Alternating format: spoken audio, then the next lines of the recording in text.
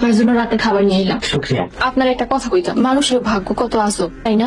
হঠাৎ এই কথা কইতাছেন কেন? এই যেমন দেখেন, আমার কারণে আপনি মাই ফেরেন, কই আমি ক্ষতিপূরণ দিব, এখানে আপনি ক্ষতিপূরণ দিতেছেন। সবার ভাগ্যই আল্লাহ তাআলা নির্ধারণ করে রাখছেন, তিনি উত্তম পরিকল্পনাকারী। তাও আপনার ডর করে না যদি আপনার লগে কোনো অঘটন ঘটে যায়? আল্লাহ তাআলা বলছেন, তো বড় বিপদই আসুক না কেন বিপদে ধৈর্য ধারণ করতে।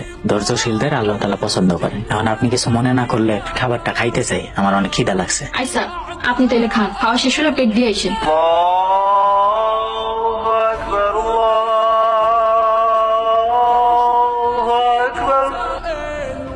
গেট তো বন্ধ, তাহলে চাচাকে এখনো উঠে নাই, আজান হয়ে গেছে, ডাক দিয়েছে।